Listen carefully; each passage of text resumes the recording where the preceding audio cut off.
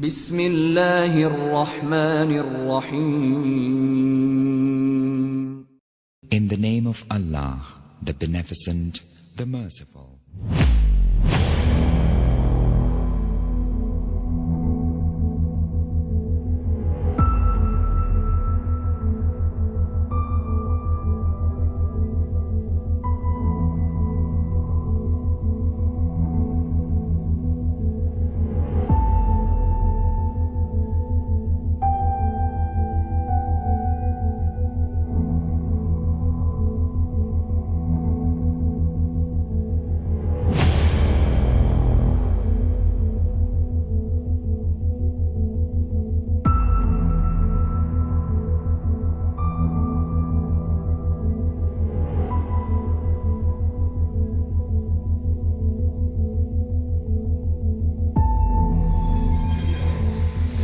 السلام علیکم ورحمۃ اللہ وبرکاتہ. ان الحمد لله نحمده ونستعینه ونستغفره ونعوذ بالله من شرور انفسنا ومن سیئات اعمالنا. من يهده الله فلا مضل له ومن يضلل فلا هادي له.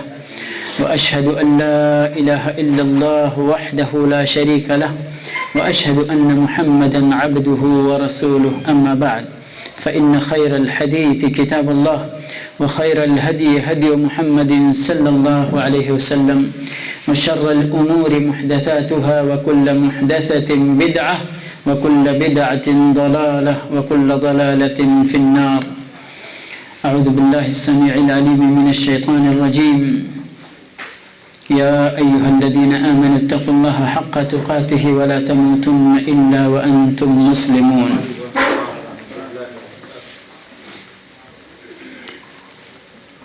رب اشرح لي صدري ويسر لي امري واحلل عقدة من لساني يفقهوا قولي. رب زدني علما رب زدني علما رب زدني علما. سبحانك لا علم لنا الا ما علمتنا انك انت العليم الحكيم. اللهم ارنا الحق حقا وارزقنا اتباعه وارنا الباطل باطلا وارزقنا اجتنابه. حمد و صلات کے بعد آج کا کیا موضوع ہے؟ اعلان پہنچا انشاءاللہ سب کو؟ جی کون بھائی بتائیں گے کیا موضوع ہے آج کے درس کا؟ جی فرقہ ناجیہ کی پہچان. موضوع تو وضاحت کرنے کی ضرورت نہیں ہے، موضوع واضح ہے بالکل. ٹھیک ہے. اور یہ موضوع لیا گیا ہے اللہ کے نبی صلی اللہ علیہ وسلم کی ایک بہت اہم حدیث کے مضمون سے. اور یہ موضوع اختیار کرنے کی وجہ ہمارے ایک دوست ابھی یہاں نہیں ہیں، بھائی، ان کی طرف سے ایک درخواست تھی کہ بہت سارے لوگوں کو کنفیوژن ہے مسئلہ سلفیت کے اندر. یہ جو سلفیت کا نام ہے، لوگ سلفی اپنے آپ کو بولتے ہیں بہت سارے لوگ. اس کے سلسلے میں دوسرے لوگوں کو اعتراض ہے کہ بھئی یہ بھی تو ایک فرقہ ہے، یہ بھی تو ایک جماعت ہے. پھر جب فرقہ بندی سے شریعت کے اندر منع کیا گیا ہے تو بھئی آپ لوگ بھی ایک فرقے کی شکل میں کیوں ہیں؟ تو اس کی وضاحت کرنے کی ضرورت ہے.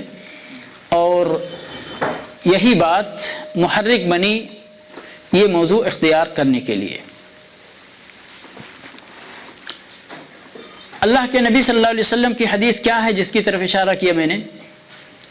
وہ حدیث ہے، ترمذی میں بھی ہے، ابو داؤد میں بھی ہے، ابن ماجہ میں بھی ہے، مستدرک حاکم میں بھی ہے، کئی حدیث کی کتابوں میں ہے. اور مضمون میں تھوڑا تھوڑا اختلاف ہے، زیادہ اختلاف نہیں ہے. سب جو الفاظ ہیں حدیث کے ان کا معنی تقریباً ایک ہی ہے، صرف الفاظ کا اختلاف ہے. حدیث کیا ہے کہ نصارہ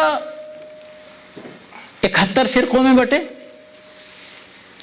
اور یہود 72 فرقوں میں بٹے اور ہماری یہ امت 73 فرقوں میں بٹے گی.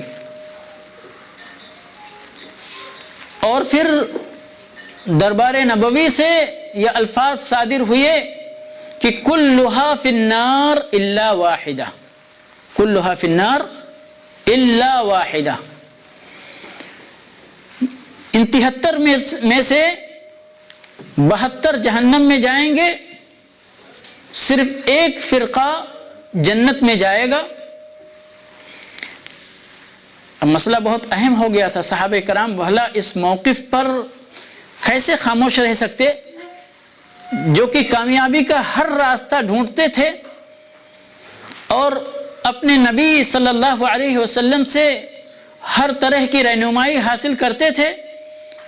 इस वक्त कि 73 फिरकों में उम्मत बटेगी, जिसमें से 72 जहन्नम में जाएंगे, सारे के सारे जहन्नम में जाएंगे, सिर्फ एक फिरका जन्नत में जाएगा।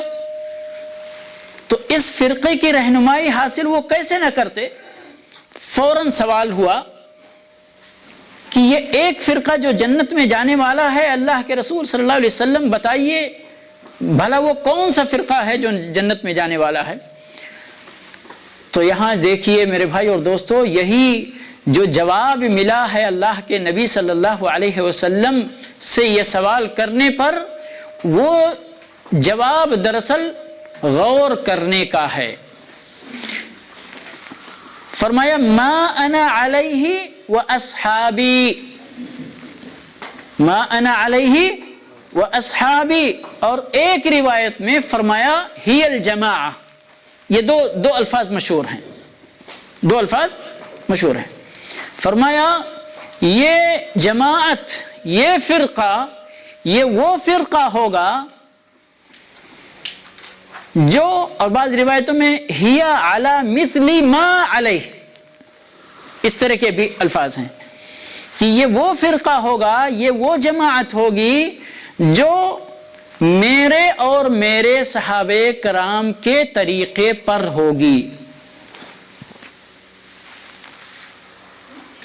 गौर करने की जो मैंने दावत दी आपको, वो ये दिखाना मकसद है कि यहाँ पर देखिए अल्लाह के नबी सल्लल्लाहु अलैहि वसल्लम ने अभी आपको इस पूरी कायनात के अंदर मुसलमानों के नाम पर जो फिरके हैं उनका कोई नाम यहाँ है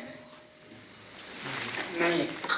अहले हदीस, सलफी, देवबंदी, हनफी, शाफई, मालिकी, हम्बली, बरेलवी, सूफी, शिया और जितने भी हैं, किसी का नाम है यहाँ पर?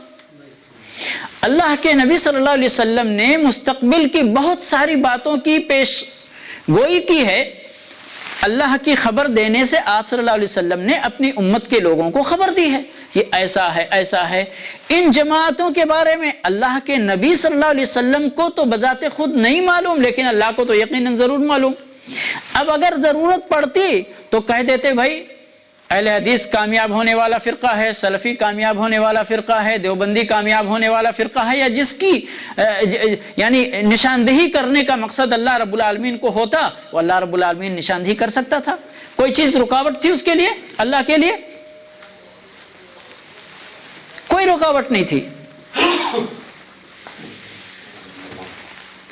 अपने बंदों की हिदायत के लिए अल्लाह रब्बुल आलमीन को जितनी बातें बताना था, अल्लाह को कोई रोकने वाला नहीं था। अब अगर बता देता कि अहले हदीस कामयाब होने वाले हैं, देवबंदी कामयाब होने वाले हैं, तो झगड़ा खत्म हो जाता है कि नहीं है? लेकिन यहां आपको गौर करना है कि अल्लाह के नबी सल्लल्लाहु अलैहि वसल्लम ने किसी जमाअत का, मुतअय्यन जमाअत का नाम नहीं बताया, बल्कि काम बतलाया, सिफत बतलाई, वस्फ बतलाया।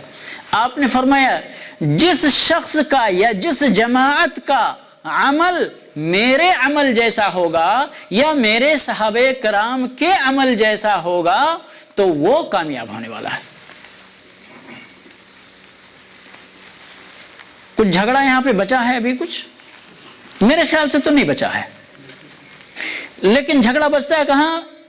कि जहां हमारे दिल के अंदर और दिमाग के अंदर कजी हो तो झगड़ा दरअसल बचता नहीं है। हम झगड़ा पैदा करने की कोशिश करते हैं ताकि लोगों को غلط فہمی کے اندر مبتلا کر سکیں اور اپنی گمراہیوں کو چھپا سکیں، پردہ ڈال سکیں اس پر، بس اس کے علاوہ اور کوئی مسئلہ نہیں ہے۔ جان بوجھ کر کے، یعنی جس طرح جادوگر ہوتا ہے نا، جادوگر ہوتا ہے تو وہ کیا کرتا ہے، بہت سارے وہ جادوگر نگاہوں کا دھوکہ کرتے ہیں، وہ جادوگر بھی نہیں ہوتے، اس میں بھی دھوکہ ہوتا ہے۔ بہت سارے جادوگر تو بہت سارے شیطان سے کام لیتے ہیں، تو شیطان چلو ٹھیک ہے تھوڑی دیر کے لیے آپ کے نگاہوں پہ پردہ ڈال دیتا ہے، لیکن کچھ لوگ آپ کی نگاہوں سے کھلواڑ کر لیتے ہیں اور کامیاب ہو جاتے ہیں، ہم اتنے مغفل ہیں اس لیے۔ تو یہاں دھوکے میں دھوکہ ہے۔ بہرحال فرمایا ما انا علیہ و اصحابی، یا دوسرے الفاظ ہی علی مثل ما انا علیہ، یہ وہ جماعت ہوگی جو اس راستے پر ہوگی یا اس طرح کے راستے پر ہوگی جس طرح کے راستے پر میں ہوں۔ اور دیگر روایت کے اندر ہی الجماعہ، یہ جماعت ہے، اور یہاں مراد جماعت سے جماعت المؤمنین مراد ہیں، مسلمانوں مومنوں کی جماعت مراد ہے، اور سب سے پہلی جماعت جو مسلمانوں کی ہے وہ کون سی ہے؟ صحابہ کرام کی جماعت۔ آج تو بہت سارے ایسے لوگ بھی پائے جاتے ہیں میرے بھائی، اتنے دلیر اور نڈر اور یعنی اللہ اور اس کے رسول صلی اللہ علیہ وسلم پر یعنی بہتان باندھنے والے، کہ آج کل تو صحابہ کرام کی شخصیات بھی بعض لوگوں کی زبانوں سے محفوظ نہیں ہے کہ نہیں ہے؟ لیکن اللہ اور اس کے رسول صلی اللہ علیہ وسلم کی طرف سے صحابہ کرام کا تزکیہ ہو چکا۔ اللہ رب العالمین نے فرمایا رضی اللہ عنہم ورضوا عنہ۔ یہ سرٹیفکیٹ نہیں ہے صحابہ کرام کے لیے؟ سرٹیفکیٹ، اس سے بڑا سرٹیفکیٹ کیا ہو سکتا ہے جو اللہ کی طرف سے؟ ہم تو ڈپلیکیٹ سرٹیفکیٹ بھی بنا لیتے دنیا کے اندر، لیکن اللہ کا سرٹیفکیٹ قرآن کے اندر ہے، اس کا کوئی جھٹلانے والا نہیں۔ صحابہ کرام کی فضیلت میں اگر حدیثیں بیان کرنا شروع کر دوں تو ایک درس اس کے لیے چاہیے، جو اللہ کے نبی صلی اللہ علیہ وسلم نے اپنے صحابہ کرام کے تزکیہ میں فرمایا، ان کی اہمیت اور ان کی عظمت کے سلسلے میں فرمایا۔ تو یہ جماعت خیر الناس قرنی، حدیث گزر چکی ہے پچھلے دروس کے اندر قریب ہی میں، کہ سب سے بہترین جماعت، سب سے بہترین لوگ کون لوگ ہیں؟ صحابہ کرام، میرے زمانے کے لوگ ہیں۔ تو اتنی بات سمجھ میں آ گئی کہ کامیاب ہونے والی جماعت، اس کا تعلق کسی جماعت کے نام سے نہیں ہے بلکہ جماعت کے کام سے ہے اور ان کی صفت سے ہے۔ نام کیسا بھی ہو، چاہے جماعت ہو چاہے فرد ہو، یعنی افراد ہوں ایک ایک کر کے، جن کا بھی کام اللہ اور اس کے رسول صلی اللہ علیہ وسلم کے بتائے ہوئے طریقے کے مطابق ہوگا، وہ فرقہ ناجیہ کا فرد مانا جائے گا اور انشاءاللہ تعالی وہ جنت میں جائے گا۔ جو بھی جماعت اس راہ پر چلے گی جس راہ پر اللہ کے نبی صلی اللہ علیہ وسلم نے زندگی بسر کی ہے، صحابہ کرام ان راستوں پر چلے ہیں، اس راہ پر چلے ہیں، تو وہ جماعت یہی جماعت مانی جائے گی جس جماعت کے بارے میں اللہ کے رسول صلی اللہ علیہ وسلم نے نجات پانے والی جماعت کے سلسلے یعنی کا وصف بیان فرمایا ہے۔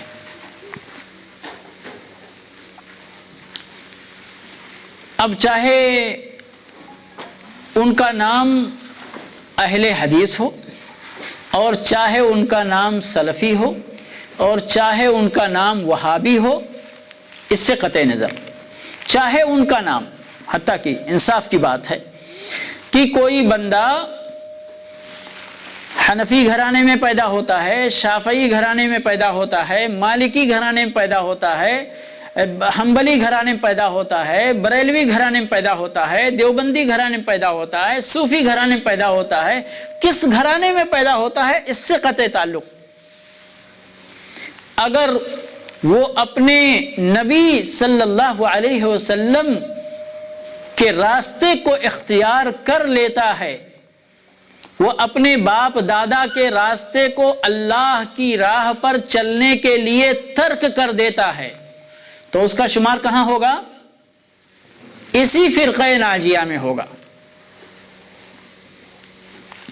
اس کا نام کیسا بھی ہو، اس کا تعلق کیسا بھی ہو، اس کی نسبت کس سے بھی ہو، لیکن اگر اس کا کام اللہ اور اس کے رسول صلی اللہ علیہ وسلم کے بتائے ہوئے طریقے کے مطابق ہو رہا ہے تو وہ اس جماعت کا حصہ ہے، اس جماعت کا فرد ہے۔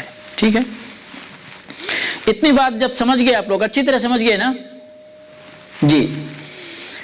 اب اس کے بعد بات آ رہی ہے جو کنفیوژن کی بات ہے، اس کنفیوژن کو کیسے دور کیا جائے کہ کچھ لوگ اپنے کو جو سلفی بتاتے ہیں یا اہل حدیث بتاتے ہیں، مختلف نام ہیں، انصار السنہ والجماعہ ہے، انصار السنہ المحمدیہ ہے،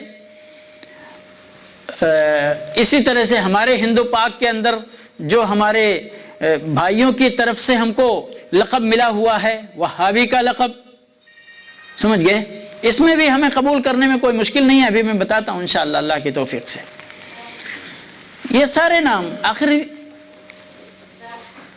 ان ناموں کا کیا مسئلہ ہے؟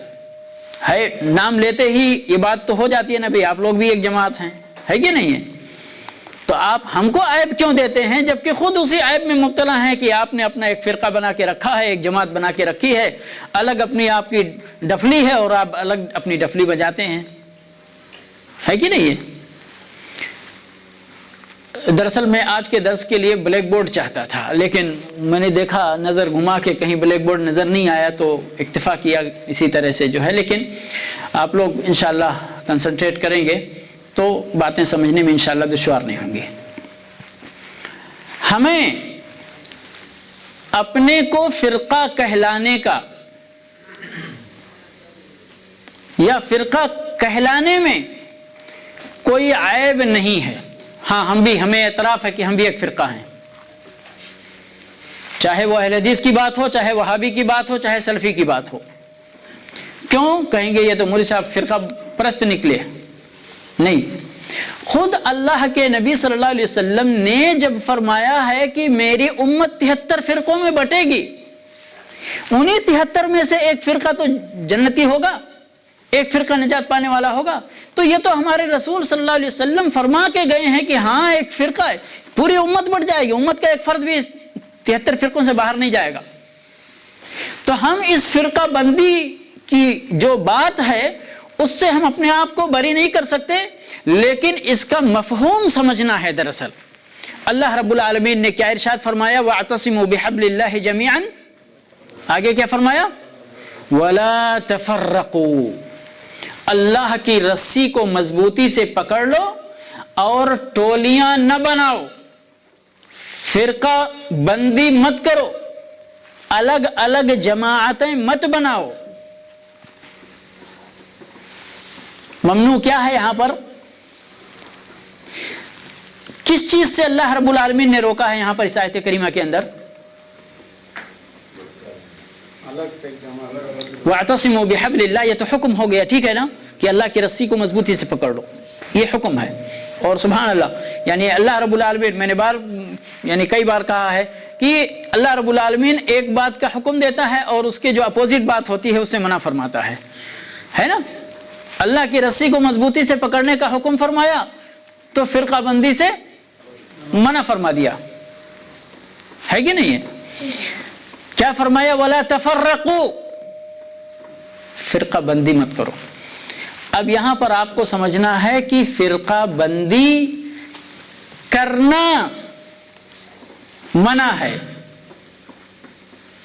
الگ الگ فرقے بنانا منع ہے، اس جماعت کو بکھیرنا منع ہے، اس میں پھوٹ ڈالنا منع ہے، یا اس جماعت کو ترک کر کے چھوڑ کے الگ جماعت بنا لینا منع ہے. یہی منع ہے نا,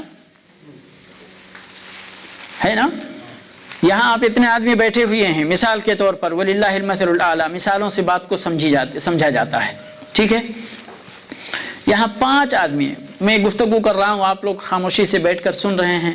اب 5 آدمی اس میں سے نکل کر دروازے سے باہر چلے جائیں, ٹھیک ہے کہ نہیں صاحب, میں تو آپ لوگوں کی رائے سے اتفاق نہیں کرتا ہوں, مجھے آپ کی رائے پسند نہیں ہے, جس راستے پہ آپ لوگ چل رہے ہیں مجھے وہ راستہ پسند نہیں ہے, اس لیے میں اپنا الگ راستہ بناؤں گا, ٹھیک ہے.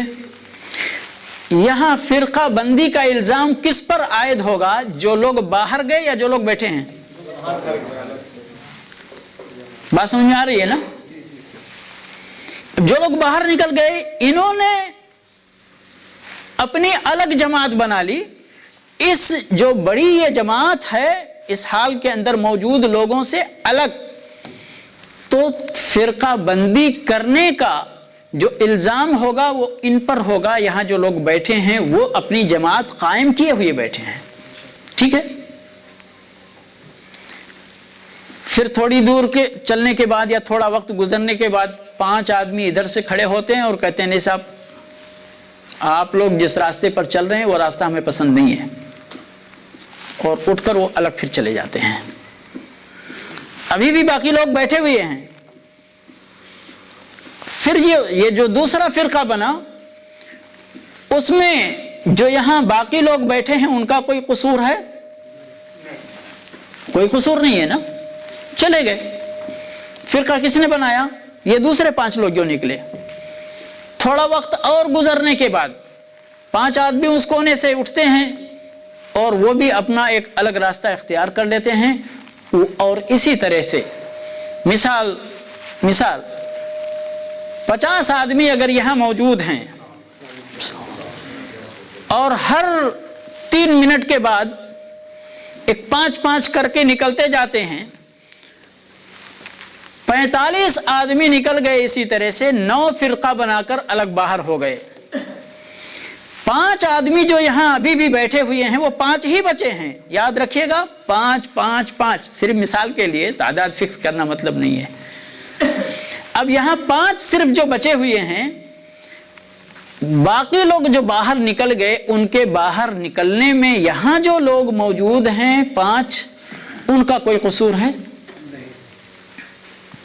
لیکن اب 9 فرقہ باہر چلا گیا تو یہاں جو 5 لوگ موجود ہیں وہ بھی ایک فرقے کی شکل ہو گئے نا, ہو گئے کہ نہیں ہو گئے؟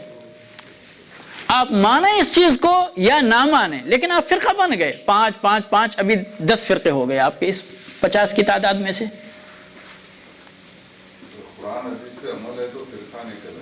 نہیں,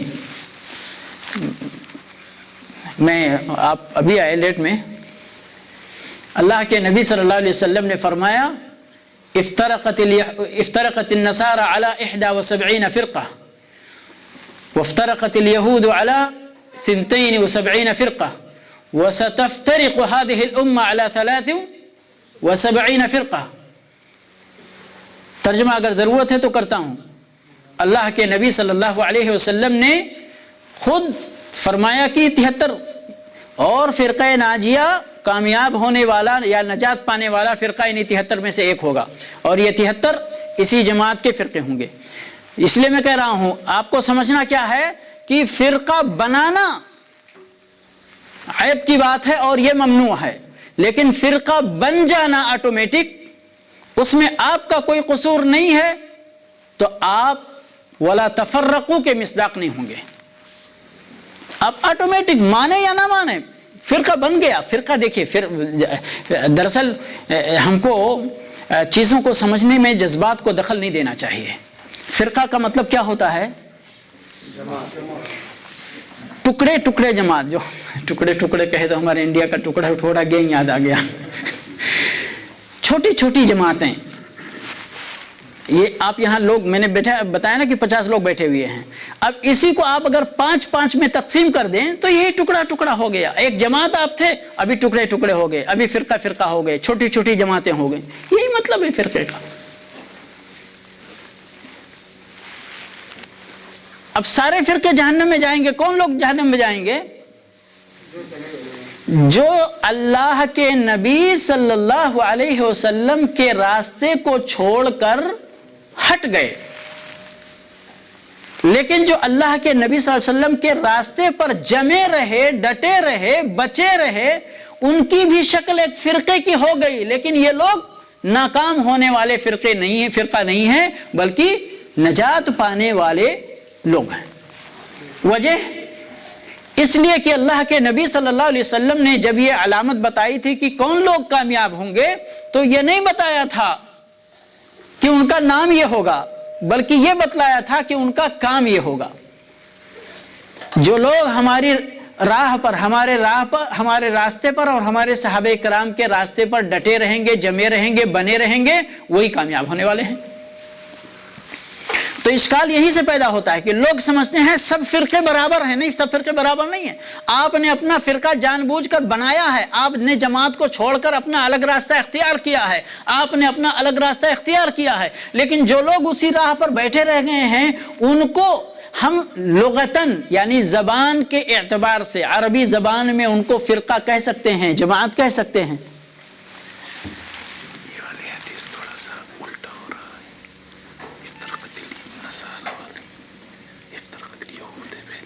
جی جی جی جی جزاک اللہ خیر۔ وہ حافظ صاحب نے وہ دراصل قوم یعنی پہلے یہود ہیں بعد میں نصارہ ہیں، میں نے پہلے نصارہ کو ذکر کیا ہے اور یہود کو بعد میں کیا ہے۔ حدیث کے الفاظ یہی ہیں، افترقت الیہود، یعنی پہلے یہود ہیں، پھر نصارہ ہیں، پھر محمد صلی اللہ علیہ وسلم، اور ان کا ترتیب زمنی بھی یہی ہے، بس یہ میرے زبان سے غلط ہوا ہے۔ جی اللہ جزاک خیر عطا فرمائے۔ تو بات کیا ہو رہی تھی کہ یہ لغتاً یعنی کہ عربی زبان میں فرقے کا جو اطلاق ہوتا ہے وہ ہر ایک جماعت پر جو یعنی ایک مجموعہ من الناس کہیں اس کو، لوگوں کا ایک گروپ، جس کو ہم عربی میں انگریزی میں گروپ بھی کہہ سکتے ہیں، اپنے اردو میں جماعت بولتے ہیں، جماعت کا لفظ تو مشترک ہے، فرقہ بھی بولتے ہیں، سمجھ گئے نا؟ تو دراصل معیوب کیا ہے؟ ولا تفرقوا، میں نے اس لیے شروع سے ولا واعتصموا بحبل اللہ جميعا ولا تفرقوا، یعنی خود اپنے آپ کو جماعت سے الگ کرنا ممنوع ہے، لیکن جماعت قائم رہے اور لوگ ہٹتے جائیں، اور یہ جماعت شرط یہ ہے کہ یہ جماعت اسی راہ پر قائم ہو، ثابت ہو جس راہ پر آپ صلی اللہ علیہ وسلم چل کے گئے، آپ کے صحابہ کرام کا راستہ جو ہو، سمجھ گئے نا؟ تو پھر لغوی اعتبار سے اس کو فرقہ کہہ دینے میں کوئی حرج کی بات نہیں ہوگی۔ جیسے اب میں ایک امت محمد صلی اللہ علیہ وسلم، نبی صلی اللہ علیہ وسلم جب تک تھے، جب تک آپ نے امت کی رہنمائی فرمائی، آپ کی رسالت مکمل ہوئی، آپ دنیا سے رخصت ہو گئے، صحابہ کرام اس پر موجود تھے۔ اب یہ قافلہ ہے، امت محمد صلی اللہ علیہ وسلم کا یہ قافلہ ہے، یہ جماعت ہے، اور یہ رواں دواں ہے اپنی منزل کی طرف، ٹھیک ہے؟ تھوڑے دن چلنے کے بعد فتنے تو شروع ہو گئے تھے، ابو بکر رضی اللہ تعالیٰ عنہ کے بعد حضرت عمر رضی اللہ تعالیٰ عنہ کی خلافت سے ہی دروازہ توڑا گیا ہے کہ نہیں ہے؟ اور اس فتنے نے یعنی دائرہ وسیع کیا عثمان رضی اللہ تعالیٰ عنہ کے زمانے میں۔ اب یہاں پر بتائیے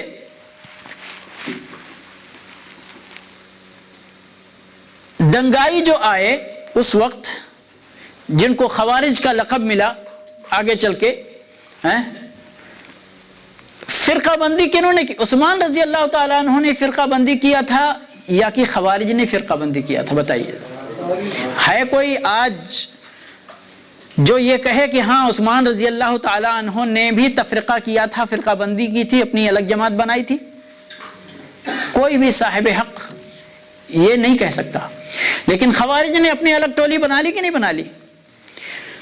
کچھ ہی وقت گزرا اس کے بعد شیعوں کا سر اٹھا، علی رضی اللہ تعالیٰ عنہ کو اپنا سب کچھ ماننے کے لیے ایک الگ سے جماعت بن گئی شیعوں کی، اور اس کے بعد یہ فرقہ در فرقہ، اور آج جو معاملہ ہے وہ سب کے سامنے ہے۔ تب غلطی کس کی مانیں گے؟ جنہوں نے فرقہ بنایا، جنہوں نے اپنے آپ کو جماعت چھوڑ کر الگ کیا، ٹھیک ہے۔ اب یہاں مسئلہ یہ ناموں کا بچتا ہے، ناموں کا، ٹھیک ہے۔ اب ناموں کا مسئلہ آپ سمجھ لیجئے تاکہ وہ اشکال ختم ہو جائے۔ میں سمجھتا ہوں بات تو یہاں تک سمجھ میں آ گئی ہے سب کے نا۔ اب یہ 5 لوگ جو یہاں اسی مثال کو پھر ہم لیتے ہیں، نہیں تو پھر یہ آپ چاہیں تو یہ یعنی قافلے کی مثال لے لیں کہ تھوڑی دور چلنے کے بعد خوارج الگ سے اپنا راستہ اختیار کر لیا، تھوڑا آگے بڑھنے کے بعد شیعوں نے الگ اپنا راستہ اختیار کر لیا، تھوڑا اور بڑھنے کے بعد قدریہ اور مرجیہ اور جو بھی ہیں آگے بڑھتے گئے اور یہ فرقہ بندی آگے بڑھتی گئی۔ لیکن کچھ لوگ تو ہیں جو اسی راستے پر چل رہے ہیں نا، انہوں نے الگ اپنا کوئی راستہ نہیں اختیار کیا ہے۔ چاہے وہ مثال لے لیں اور چاہے جو میں نے یہاں بیان کیا وہ مثال لے لیں کہ 5 لوگ بیٹھے رہ گئے۔ اب جب یہ نکلے 5 پہلے تو انہوں نے اپنا نام مثال کے طور پر خوارج رکھ لیا، یا یعنی جو بھی نام انہوں نے اختیار کیا اپنا نام رکھ لیا۔ ادھر سے جو لوگ نکلے انہوں نے اپنا نام اختیار کر لیا، ادھر سے جو نکلے وہ سب لوگ جب الگ ہوئے تو اپنا اپنا ایک ٹائٹل اختیار اپنے اختیار سے کہ بھئی میں فلاں ہوں، سمجھ گئے، میں فلاں ہوں۔ اسی طرح 9 فرقے جب الگ ہو گئے، ایک جب 5 لوگ یہاں بچے رہے تو ایک سوال تو پیدا ہوتا ہے کہ بھئی یہ فلاں ہیں، یہ فلاں ہیں، یہ فلاں ہیں، یہ فلاں ہیں، آپ کون ہیں؟ ہے نا؟ اب اگر کہتے کہ ہم مسلمان ہیں، اب اگر یہ 5 لوگ کہتے کہ ہم مسلمان ہیں تو بھئی وہ جو پہلے الگ ہوئے تھے وہ بھی تو مسلمان ہیں، وہ کہتے مسلمان تو ہم بھی ہیں لیکن ہم فلاں ہیں۔ جیسے آج پوچھا جاتا ہے، آج سوال کیا جائے تو جب مسلمان کہنے میں جواب مکمل نہیں ہوتا، مسلمان تو ہم بھی ہیں صاحب، تو بولتے جب نہیں میں حنفی ہوں، ہاں تو ٹھیک ہے، اب جواب مکمل ہو گیا۔ میں دیوبندی ہوں، جواب مکمل ہو گیا، ہے کہ نہیں ہے؟ تو یہ جو بچے ہوئے لوگ تھے، چاہے اس راستے پہ قافلے کی شکل میں اور چاہے یہاں آپ جماعت میں بیٹھے ہیں اس کی شکل میں، بچے ہوئے لوگوں سے جب سوال کیا گئے بھائی آپ لوگ کون ہیں؟ یہ تو فلاں صاحب ہیں، یہ فلاں صاحب ہیں، یہ فلاں صاحب ہیں، آپ کون صاحب ہیں؟ تو اپنا تعارف کرنے کی تو ضرورت پڑی ان کو بھی، سمجھ گئے؟ تو یہاں بیٹھے ہوئے لوگ انہوں نے کہا میں سلفی ہوں۔ اب سلفی کا مطلب سمجھ لیجئے، کیوں انہوں نے کہا سلفی ہوں؟ انہوں نے کیوں کہا سلفی ہوں؟ اس لیے سلف کا جو معنی ہوتا ہے نا، وہ گزرے ہوئے نیک لوگ۔ کون؟ میں لغوی بہت باریکی میں تفصیل میں نہیں، میں 2 درس سے میں دیسی زبان میں آپ لوگوں سے بات کر رہا ہوں، مثالوں سے چاہتا کہ آپ اس چیز کو سمجھ سکیں۔ تو سلف کا مطلب کیا ہوتا ہے؟ گزرے ہوئے نیک لوگ۔ سلف لام پر زبر، سمجھ گئے؟ لام پر زبر، سلفی، گزرے ہوئے نیک لوگ۔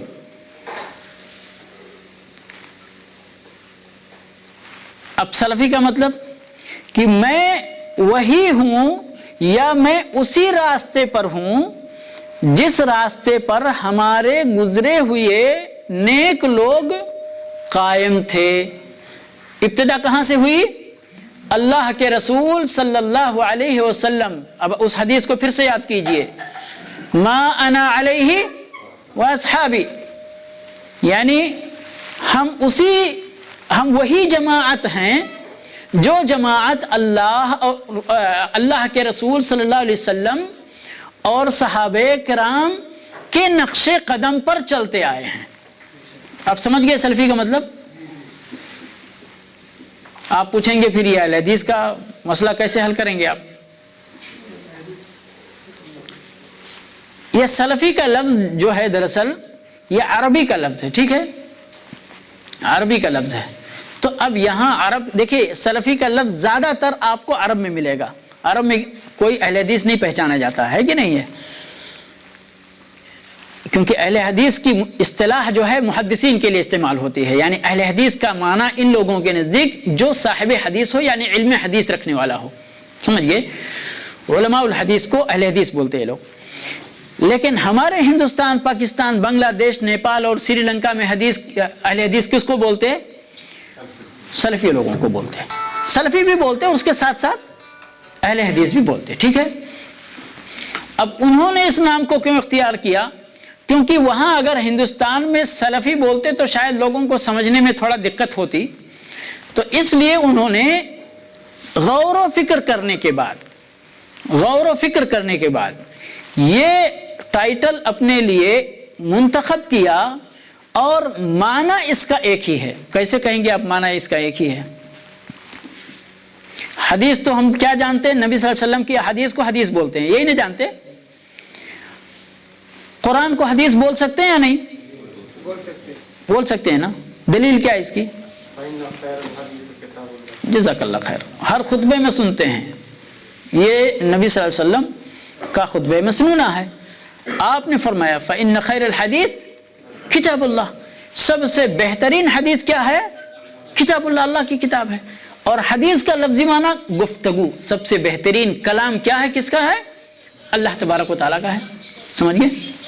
تو یہ ہے حدیث کا معنی۔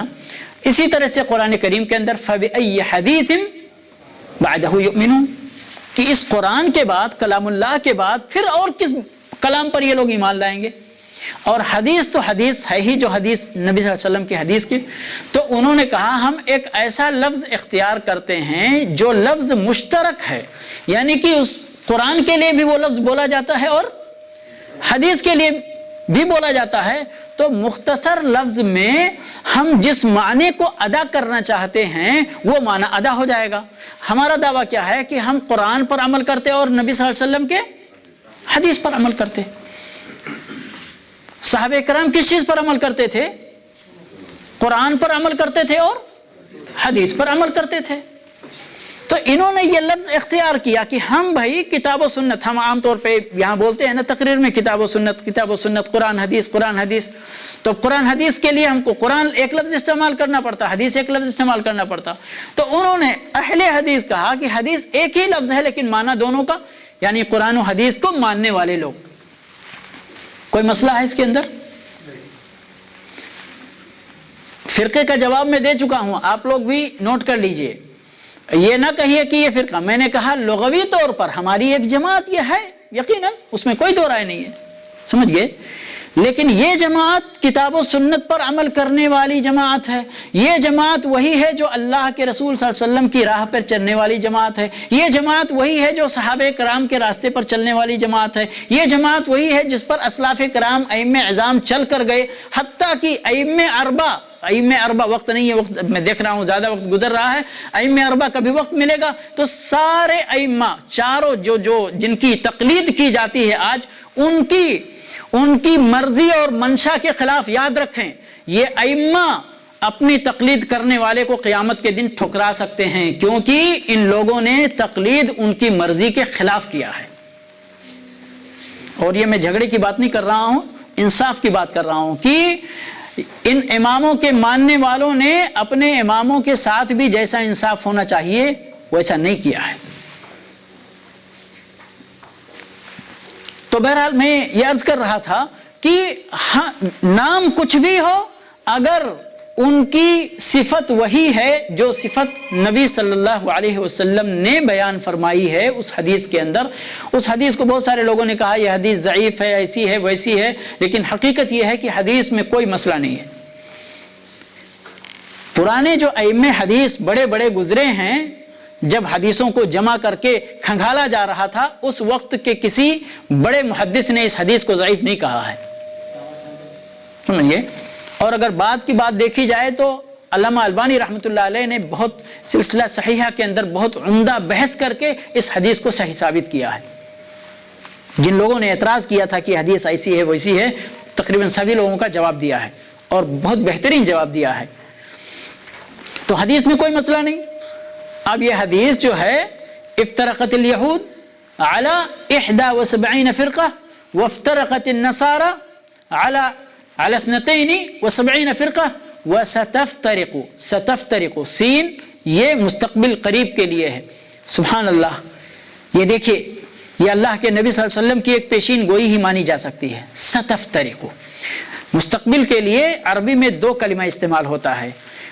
لفظ مضارع جب استعمال کرتے ہیں، ماضی مضارع، ٹھیک ہے، تو اس میں اوپر جب سین لگا دیتے ہیں تو مستقبل کا معنی پیدا ہوتا ہے، کیونکہ مضارع میں دو زمانہ پایا جاتا ہے جب گفتگو کرتے ہیں تو، ٹھیک ہے، ایک زمانہ حال پایا جاتا ہے اور زمانہ مستقبل پایا جاتا ہے، لیکن مستقبل کی تعین اگر کرنا ہو تو اس پر سین یا سوف لگایا جاتا ہے۔ سین کا مطلب بہت قریب مستقبل میں ایسا ہونے والا ہے، اور سوف کا مطلب مستقبل میں ہونے والا ہے لیکن مستقبل بعید میں ہونے والا ہے، سمجھ گئے؟ یہاں اللہ کے نبی صلی اللہ علیہ وسلم ستفترق امتی، ان قریب ہماری امت بٹے گی۔ کتنے قریب کی بات ہے، کتنے قریب کی بات ہے۔ 2 سال ابو بکر رضی اللہ تعالیٰ عنہ، 2.25 سال، 12 سال عمر رضی اللہ تعالیٰ عنہ، اس کے بعد عمر رضی اللہ تعالیٰ عنہ کو آخر شہید کیا گیا نا، دروازہ توڑا گیا نا، فتنہ شروع ہو گیا۔ جی نہیں عمر رضی اللہ تعالیٰ عنہ کا کیا معاملہ ہے؟ جی یعنی کہ قتل کیا گیا۔ کون لوگ ہیں قتل کرنے والے؟ سمجھئے، سازش کے تحت یہ قتل کیا گیا تھا۔ المہم قریب فرقہ بندی ہوگی، لیکن آپ فرقہ بندی خود نہیں کرنا، فرقہ بندی کرنے والوں کے ساتھ نہیں جانا، اللہ کی راہ پر، نبی صلی اللہ علیہ وسلم کی راہ پر، صحابہ کرام کی راہ پر جمے رہنا۔ کہنے والے کچھ بھی کہتے رہیں، نام دینے والے کچھ بھی نام دیتے رہیں، اس سے کوئی فرق نہیں پڑتا ہے، سمجھ گئے؟ اب اتنا میں نے بتا دیا اہل حدیث اور سلفی کی بات، اور بھی جدھر جن لوگوں نے جو مناسب سمجھا اپنا نام رکھا، اور میں نے پہلے بتایا ہے دراصل نام رکھنے کا کوئی مسئلہ نہیں، کام آپ کا کیسا ہے، عمل آپ کا کیسا ہے، اسی کے مطابق فیصلہ ہوگا، ٹھیک ہے؟ اب ایک چیز میں اور صرف یعنی اس بیان کے طور پر کہ سبحان اللہ، اللہ رب العالمین کی عنایت دیکھیے، ہم لوگوں کو، سلفیوں کو یا کہ اہل حدیث کو ہمارے ہندو پاک میں بطور طعنہ یا بطور گالی یا بطور اتہام کیا کہا جاتا ہے؟ غیر مقلد۔ اتنے پہ غیر مقلد چھوٹی گالی ہے، پر چھوٹی گالی ہے، اتنی بڑی نہیں ہے، لیکن بڑی گالی اگر دینا ہے تو سیدھا وہابی بولتے ہیں، بڑا الزام لگانا ہے اگر تو وہابی بولتے ہیں۔ اللہ کی عنایت یہاں پر میں دیکھنے کا یہ مقصد ہے میرا کہ وہابی لفظ برا ہے یا اچھا ہے، یہ بتائیں ذرا۔ اور کیا ہمارے ان بھائیوں نے جنہوں نے ہم کو یہ لفظ، یہ لقب دیا، ہماری بھلائی سمجھ کر ہماری خوبی کے طور پر یہ لقب دیا تھا ہم کو، یا گالی ہی کے طور پر یہ لقب دیا تھا؟ یقیناً انہوں نے یہ لقب ہمیں بطور گالی ہی دیا تھا، لیکن یہ تو اللہ کی عنایت ہے ہمارے ساتھ کہ ان کی گالی ہمارے لیے دعا بن گئی۔ اور حقیقت میں آپ جس کی طرف منسوب کیا انہوں نے، ان کا نام کیا تھا؟ محمد، ٹھیک ہے، محمد بن عبد الوہاب۔ کیا نام تھا؟ محمد بن عبد الوہاب۔ تو یہاں پر ہمارے ساتھیوں کو بڑی پریشانی تھی، لیکن وہ پریشانی سے نکل نہیں پائے۔ جس کی طرف منسوب کرنا چاہتے تھے، اگر کرتے تو محمدی کہتے، ہے نا؟ اور محمدی کہنے میں ہمیں فخر ہے الحمدللہ، کوئی پریشانی ہوتی کسی کو؟ بلکہ باقاعدہ یعنی ہمارے ہندوستان کے ماضی کے مولانا میمن جونا گڑھی صاحب، انہوں نے تو باقاعدہ محمدی کا ایک سیریل لکھا تھا، صلاۃ محمدی اور فلاں محمدی اور محمدی، یعنی کہ یہ جو پہلے لکھے جاتے تھے، یہ شافعی طریقے نماز ہے، یہ حنفی طریقے نماز ہے، تو انہوں نے محمدی طریقے نماز لکھا، سمجھئے؟ تو یہ تو ہمارا فخر ہے، ہم تو اپنے رسول کی طرف نسبت کریں، لیکن یہ پسند نہیں آیا، کیونکہ یہاں ان کے اپنے دانست کے مطابق بھی ہم کو وہ لقب مل رہا تھا کہ جس سے ان کو محرومی ہوتی اور ہمارا سر فخر سے اونچا ہو جاتا الحمدللہ۔ تو کہا نہیں یہ آپ کو نہیں دیں گے ہم۔ پھر کیا کریں گے؟ عبد الوہاب۔ تو عبد الوہابی بولنے میں ذرا وہ بھی مسئلہ سمجھ میں نہیں آیا، تو کہا آپ لوگ وہابی ہیں۔ اور وہاب کس کا نام ہے؟ اللہ رب العالمین. ربنا لا تزغ قلوبنا بعد إذ هديتنا وهب لنا من لدنك رحمة إنك أنت الوهاب. سمجھ گئے؟ اب وہابی کا لفظی ترجمہ کریں آپ کون کر کے بتائیں گے ہمارے بھائی؟ اولاد دینے والا. جی وہ جزاکم اللہ خیر.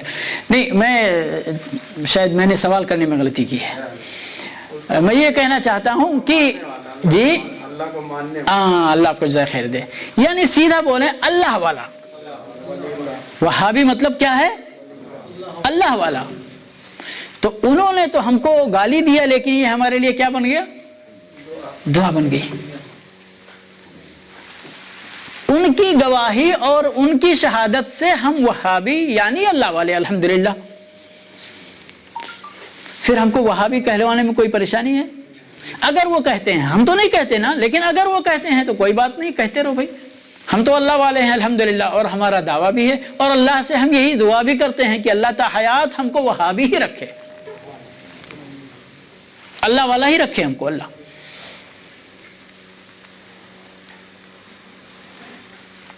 تو اس میں ابھی پوری بات یعنی کہ سلفی کہلانے میں یا وہابی کہلانے میں یا اہل حدیث کہلانے میں کسی بھائی کو کوئی کنفیوژن ابھی تک بھی باقی ہے یا کلیئر ہو گیا؟ اگر کوئی آپ کو تانا دے تو جواب دے لیں گے انشاءاللہ. جواب ایسا کہ سمجھ میں آئے.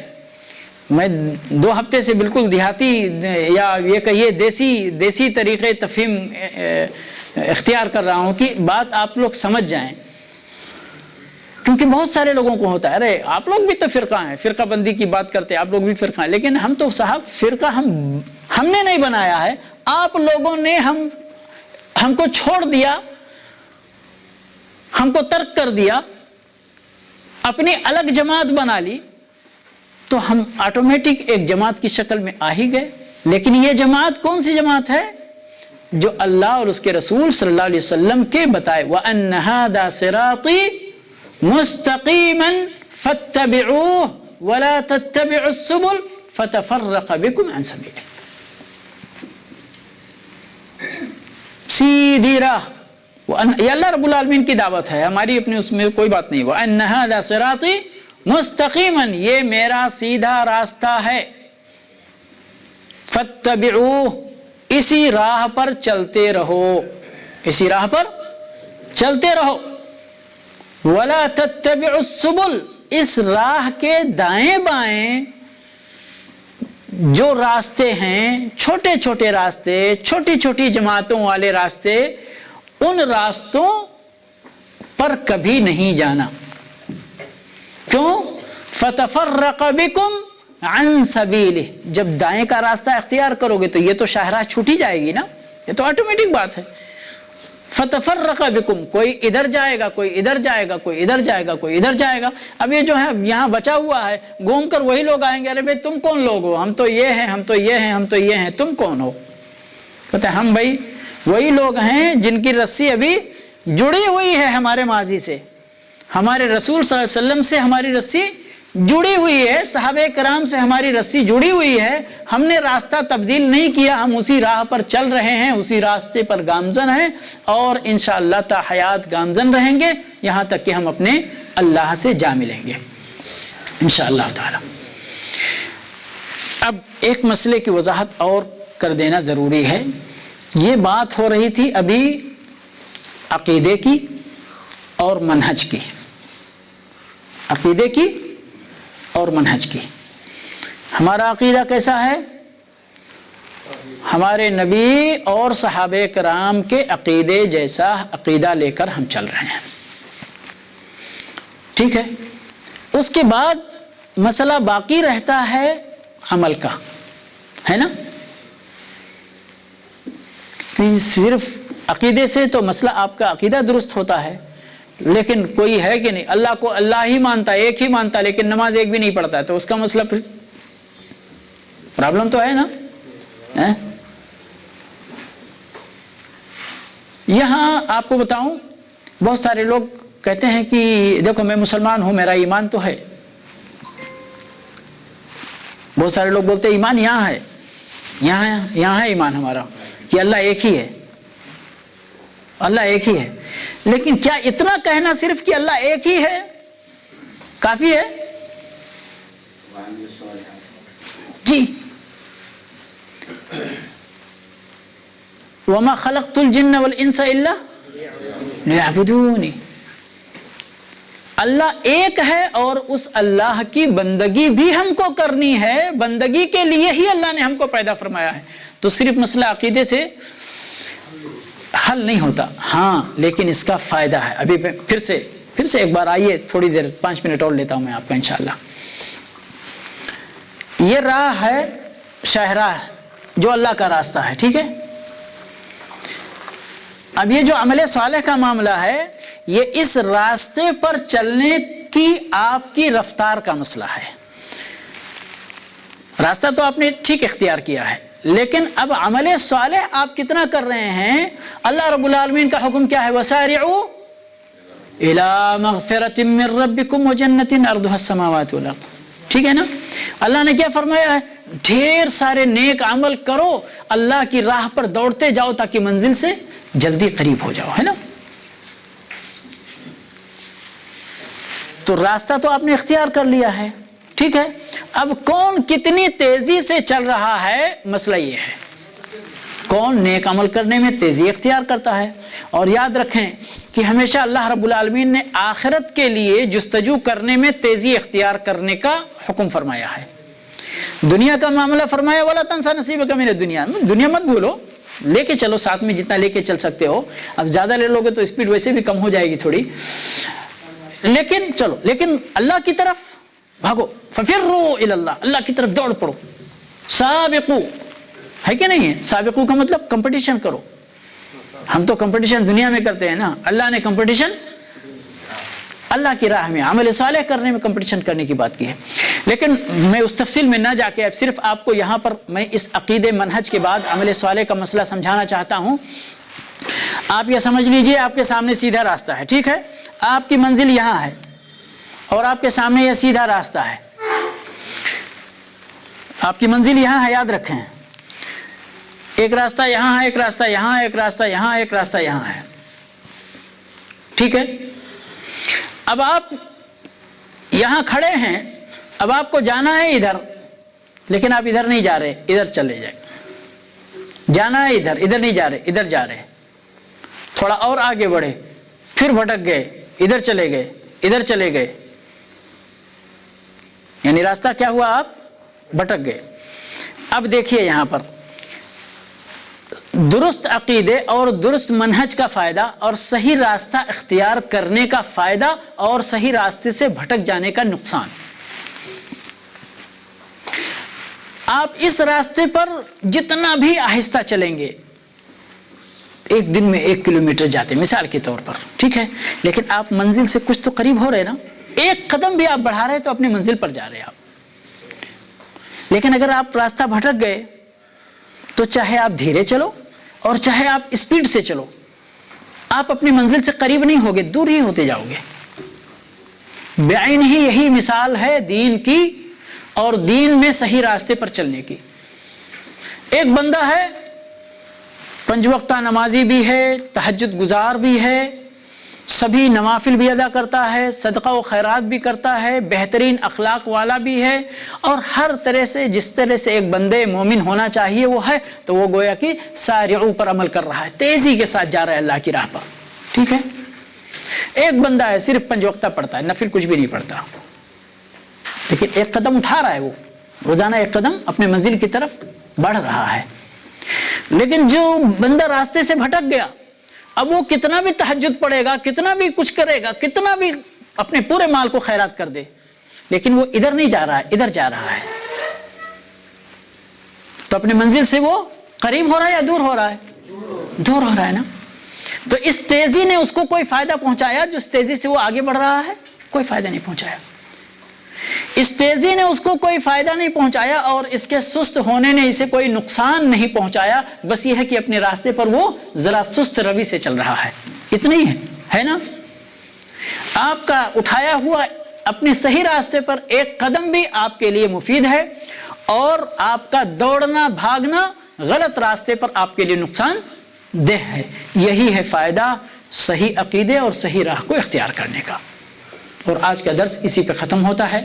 اللہ رب العالمین سے دعا کرتے ہیں کہ پروردگار ہمیں اپنے فضل سے، اپنے احسان سے توفیق عطا فرمائے کہ ہم اس کے صحیح راستے پر چلتے رہیں اور تا حیات چلتے رہیں، ہم ایمان کے ساتھ جئیں، ایمان کے ساتھ اس دنیا سے رخصت ہوں۔ وآخر دعوانا الحمدللہ رب العالمین وصلی اللہ علی نبینا محمد وعلی آلہ واصحابہ اجمعین۔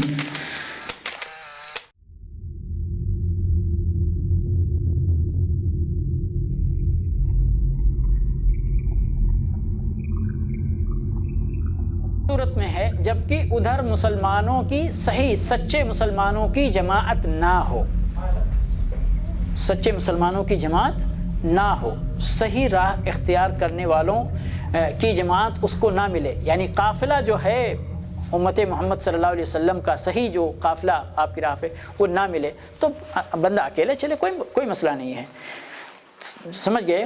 جماعت نہ ہو۔ آپ کو فتنوں کے حدیث کے سلسلے میں کہ ابھی جو شاید 2-3 ہفتہ پہلے گزرا کہ خیر مال المسلم غنم ہو، ایک مسلمان بندے کا سب سے بہترین مال اس کی بکریاں ہوں گی، وہ بکریاں لے کر اکیلے کہاں چلا جائے گا؟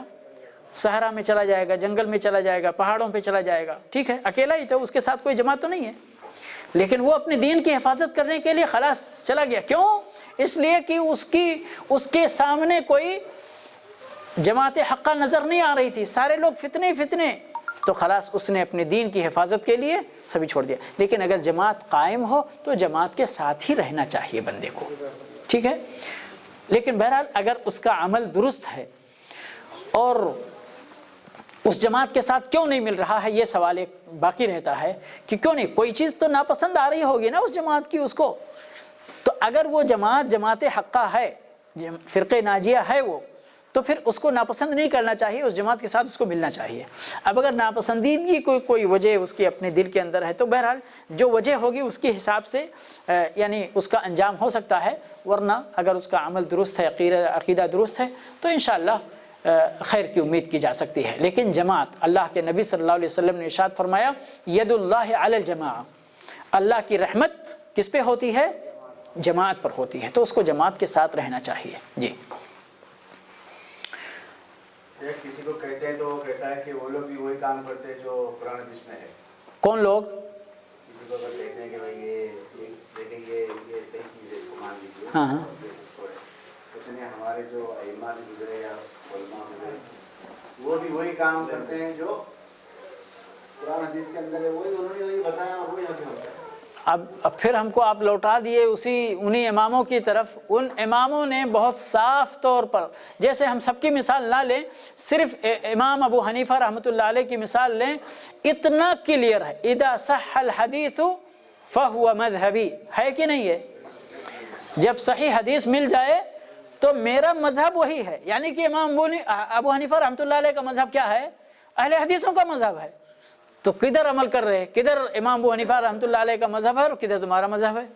تم نے تو اپنا راستہ ان سے بھی الگ کر لیا ہے، صرف نام استعمال کر رہے ان کا بس۔